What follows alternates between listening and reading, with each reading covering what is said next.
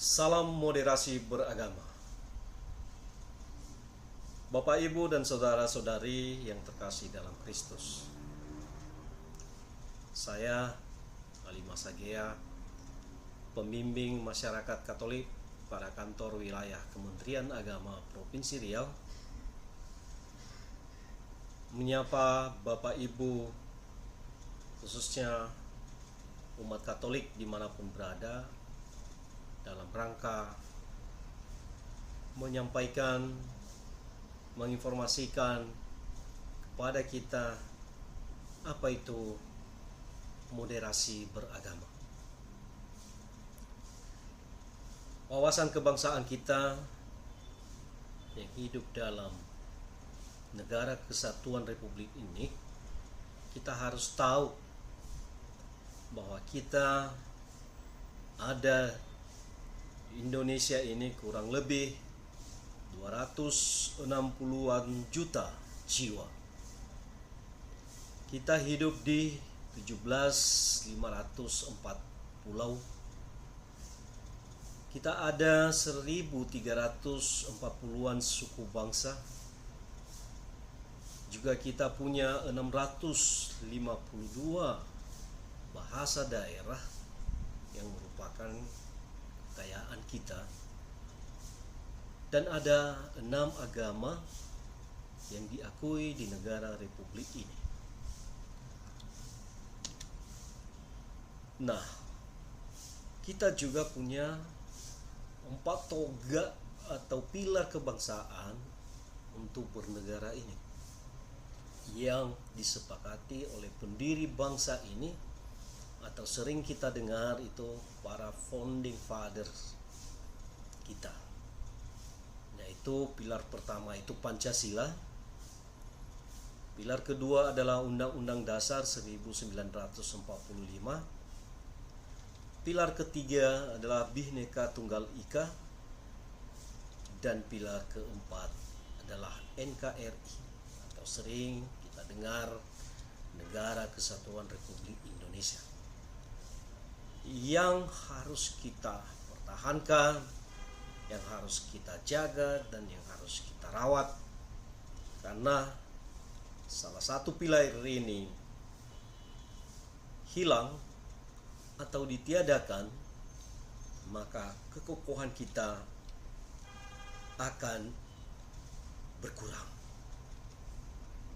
Selanjutnya, Bapak, Ibu, dan saudara-saudari yang terkasih dalam Kristus, sering kita dengar moderasi beragama. Moderasi beragama ini adalah merupakan layanan prioritas Kementerian Agama dari tingkat pusat sampai ke daerah-daerah. Lalu kita bertanya-tanya, apa itu moderasi beragama? Apakah kita harus memoderasi agama kita atau memoderasi bangunan yang sudah ada? Tentu bukan itu yang dimaksud. Yang dimaksud dengan moderasi beragama, kita harus telaah satu persatu. Dari segi bahasa Indonesia dikatakan bahwa moderasi beragama itu merupakan pengurangan kekerasan atau penghindaran keekstreman. Lalu di dalam bahasa Latin, moderasi beragama itu kesedangan atau tidak berlebihan dan tidak kekurangan. Di dalam bahasa Inggris,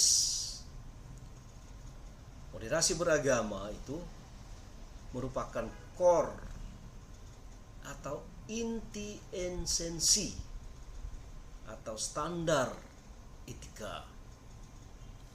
Nah, di dalam bahasa Arab kita tahu bahwa moderasi beragama, bahwa wasat atau wasatiyah yang memiliki pandangan makna dengan kata tawassuh atau tengah-tengah, dan itidal atau adil, dan tawazun yang artinya berimbang.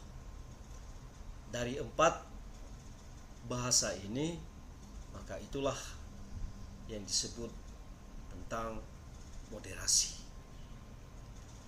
Nah, moderasi beragama dapat disimpulkan bahwa cara pandang, sikap, dan praktik beragama dalam kehidupan bersama dengan cara mengejawantahkan esensi ajaran agama yang melindungi martabat manusia dan membangun kemaslahatan umum yang berdasarkan prinsip adil, berimbang, dan menaati konstitusi sebagai kesepakatan bangsa. Nah, kita tahu bahwa sangat urgen untuk menjalankan moderasi beragama ini. Kenapa sangat urgen kita harus menjalankan moderasi beragama ini? Ya, karena melihat kondisi kebangsaan dan keagamaan kita yang sering terjadi konflik, maka diharapkan kepada kita bagaimana kita mengelola keragaman dan tafsir-tafsir keagamaan dengan cara mencerdaskan kehidupan keberagaman, lalu merawat keindonesiaan ini dan memperkuat esensi ajaran agama dalam kehidupan bermasyarakat. Sehingga apa yang dihasilkan dari moderasi beragama, yang dari waktu kita selalu mengharapkan toleran, harmonis, yang berbuah dengan kedamaian. Maka Bapak Ibu Saudara sekalian, dimanapun berada, untuk menyelaraskan relasi agama dan negara, perlu kita ketahui bahwa agama dan politik menjadikan nilai agama sebagai fatsun politik, bukan mempermainkan agama untuk kepentingan politik. Lalu bagaimana hubungannya agama dan hukum? Bahwa menekankan tujuan penerapan hukum yang memenuhi hajat hidup orang banyak dan kemaslahatan bersama tanpa harus terlalu memaksa dalam melaksanakan formalisasi hukum agama.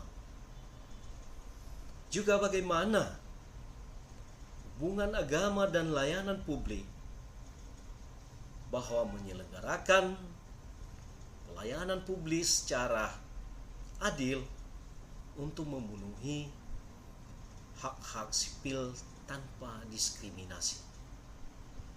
Juga kalau kita menyadari bahwa bagaimana hubungan agama dengan ekspresi publik. Nah, dalam hal ini bahwa memberikan kebebasan mengekspresikan agama di ruang publik sesuai dengan koridor hukum.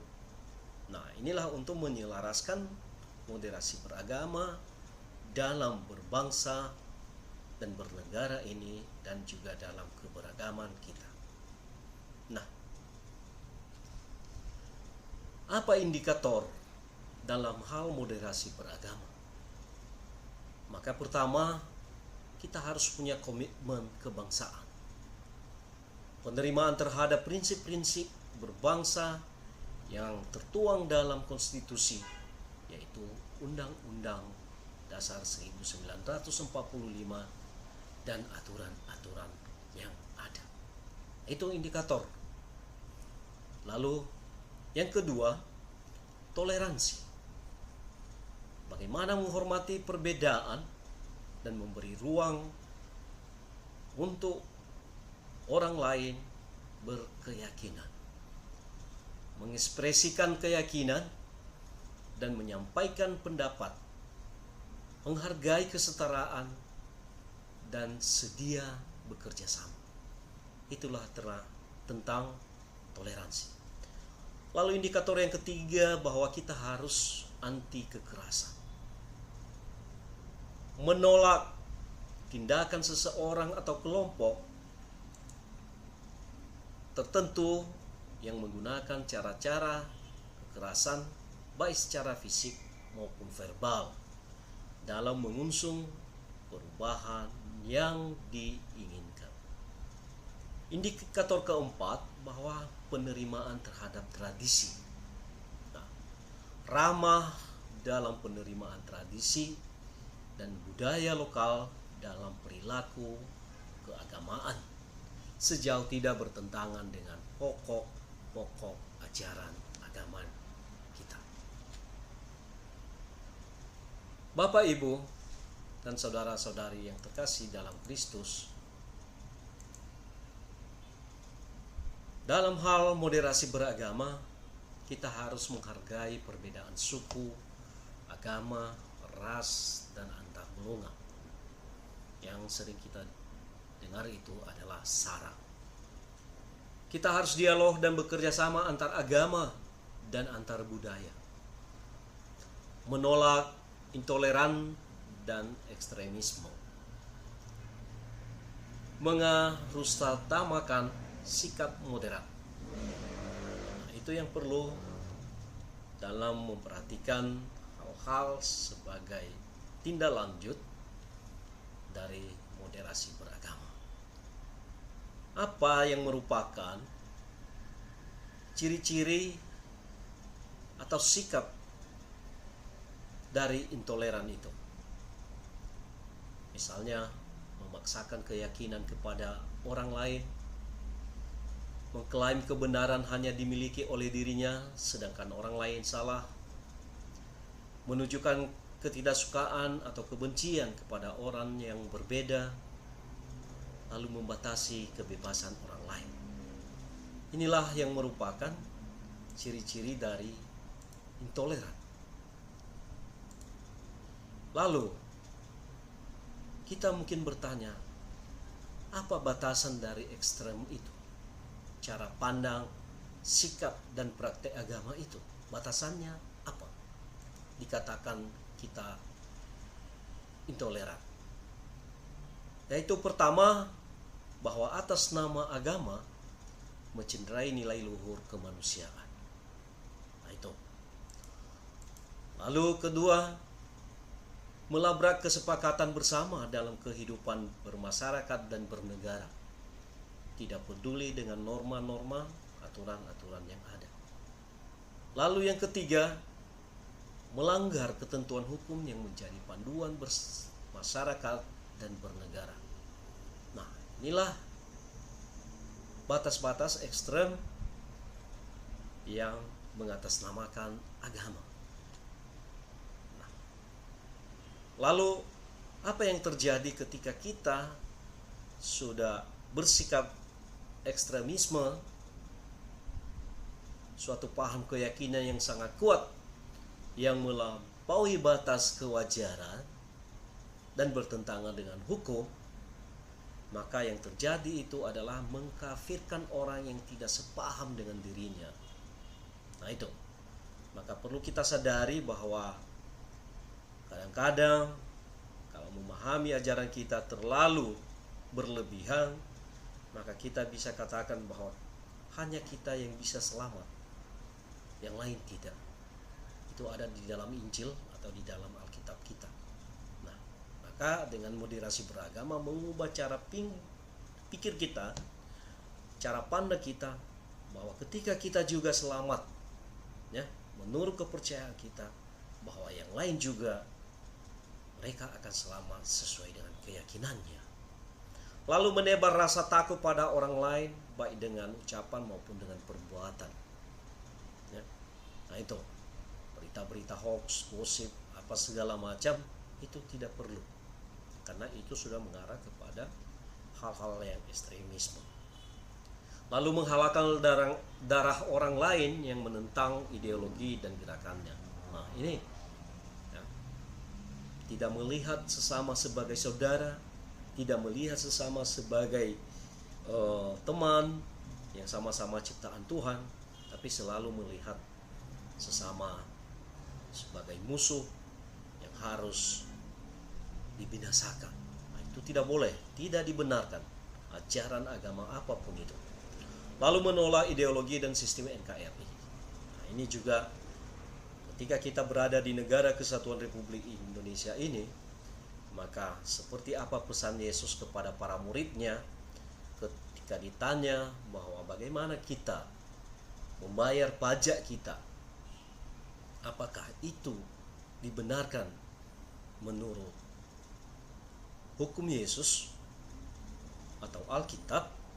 Maka Yesus mengatakan bahwa berikanlah hak kaisar apa yang menjadi hak kaisar, dan berikanlah kepada raja apa yang merupakan hak raja. Bahwa ada keseimbangan. Kita masih berada di negara kesatuan Republik Indonesia ini yang diatur oleh aturan-aturan dan juga hak dan kewajiban kita harus sampaikan. Nah, Bapak, Ibu, dan saudara-saudari sekalian, bagaimana Bimas Katolik dalam memanifestasi hadirnya pemerintah dalam gereja Katolik, bahwa ketika Bimas Katolik secara pemerintah pada Kementerian Agama berbicara tentang pemerintahan, maka seluruh umat Katolik dari struktur apapun itu, kita adalah warga pemerintah. Juga sebaliknya, ketika para gembala kita, para hierarki kita berbicara dengan kelembagaan kita, berbicara dengan jemaatnya atau umatnya, maka kita semuanya, jabatan apapun itu, kitalah umatnya sebagai umat Katolik. Nah, maka mari kita bangun kemitraan dengan siapapun, dengan kehadiran pemerintah dalam acara-acara keagamaan kita. Itu menandakan bahwa merupakan pengakuan negara terhadap agama, terhadap umat khususnya Katolik, ketika pemerintah dihadirkan dalam acara-acara keagamaan. Maka sebagai umat Katolik kita harus teguh memegang apa yang divisikan oleh Monsinyur Sugio Pranoto untuk visi misi Bimas Katolik pada Kementerian Agama, bahwa kita 100% Katolik dan 100% Indonesia atau Pancasilais, tidak tawar menawar dengan itu. Teristimewa umat Katolik yang memperoleh keadilan dan mendapatkan perlakuan dan hak yang sama sebagai warga negara Indonesia. Hak beribadah dengan nyaman, hak mendirikan rumah ibadah sesuai dengan Undang-Undang Dasar 1945, dan benar-benar ini diterapkan. Pada kesempatan ini kita juga mendorong rumah-rumah ibadah yang belum terregistrasi pada Bimas Katolik di Provinsi Riau, di 12 kabupaten kota dan 13 paroki, serta kurang lebih 300-an gereja stasi yang tersebar di daerah-daerah, dan 125.000 jiwa umat Katolik kurang lebih di Provinsi Riau ini. Mari kita membangun keharmonisan, membangun kerukunan, dan melakukan komunikasi yang baik di level perangkat pemerintah tingkat bawah sampai ke jenjangnya dari RT, RW, lurah, camat, FKUB, bupati, gubernur, untuk mensinergikan program pemerintah dalam proses izin pendirian rumah ibadah. Maka bagaimana teologinya Katolik tentang moderasi beragama? Bahwa pasca Konsili Vatikan II, Gereja Katolik di seluruh dunia memperkenalkan istilah toleransi, penghormatan terhadap penganut agama lain, dan penghormatan terhadap kebebasan beragama, dan pengakuan terhadap agama-agama non-Kristen. Nah, itu bahwa kitab suci kita menjadikan cinta kasih sebagai hukum tertinggi dalam membangun kerukunan. Kita bisa melihat dalam Injil Matius bab 22 ayat 37 bahwa esensi kekristenan kita, kekatolikan kita yang khas adalah cinta kasih. Cinta kasih adalah dasar dari konsep dan gerakan menuju moderasi beragama bagi orang-orang Katolik. Juga kita bisa melihat di dalam dokumen Konsili Vatikan II tentang